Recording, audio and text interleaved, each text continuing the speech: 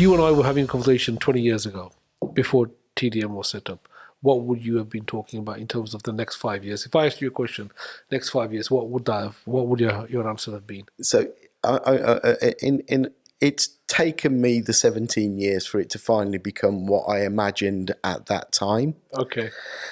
Because I had the big idea from the beginning, and it's taken me years to get the big idea to start coming true, basically. I had to sort of do little bits along the way. So there I am. It's 20 years ago, actually, Saf. I've been abroad. I've got a baby now, and I've got a wife, and I'm in Britain. And I'm just thinking, what am I going to do? You've had a bit of a culture shock coming here as well. I've had a bit of a culture shock. I'm thinking, no, this country's got to get more of a positive attitude towards work and growth. Did you feel the fact that the country as a whole, I mean, I don't want to put words in it, was feeling sorry for himself, didn't have that sort of mindset of growing and just a little bit stale? And caveat. Yeah. There were brilliant people then, and there are now, but there was a general cultural commentary that I was noticing. Okay. I'm just thinking like, oh, come on, I'm just losing the will, to live and work. So I naturally get involved with apprenticeships because work-based learning is a natural. So funnily enough, I didn't find many opportunities to teach English in England. Yeah. So I'm just thinking, we're going to have to do something a bit different. Yeah. But like the notion of that intervention as people are actually doing something is what educationally drives me. So I didn't want to work for a college or a university because I don't think they're in that beautiful space as richly. All university lecturers and college professors challenge me now. I know you find those opportunities, but it's not quite as rich as when you're in an apprenticeships field. So one thing I do like to notice is if you're in institutional education, you've got the luxury of people's time and attention, but the problem of contextualized practice. But when you're in apprenticeships, you've got the luxury of contextualized practice with the problem of people's time and attention. But I would rather face the problem of useful interventions on people's times and attention in a contextualized practice setting than I would with not having the contextualized practice setting.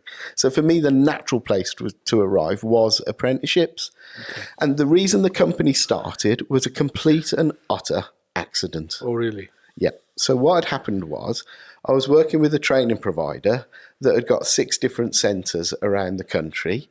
And because I'm tech, I'm a bit of a geek, I started using Moodle. It was very early in the time, like very early Moodle. And an e-portfolio platform called Mahara. Okay.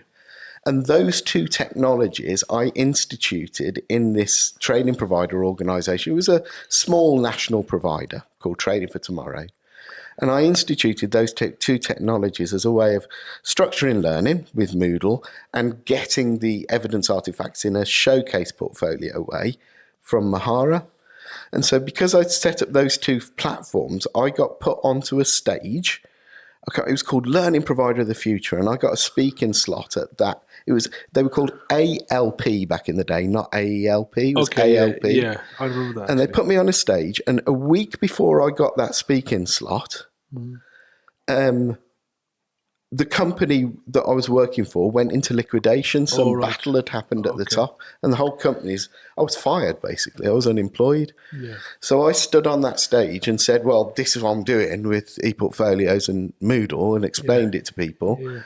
And I got 3 companies wanting to work with me out of it. Wow. And so I had to, and one of the companies was the Fire Service College. Right. And they loved what I did. I went in for about 6 weeks, and they said, you can't continue to work here unless you're a limited company. Right. So a bloke called Paul Rogers said, sit here, this is the website, we're going to set up a limited company now. Yeah. And so I was all right, it's the development manager, because that's what I want to do with my life. And so we set up the company, and then I was employing within the first month. Wow. And so no genius, no intent, pure and utter luck and bluff and bluster, and that's how it started. Canny Conversation Podcast Series 5 by Safaraz Ali.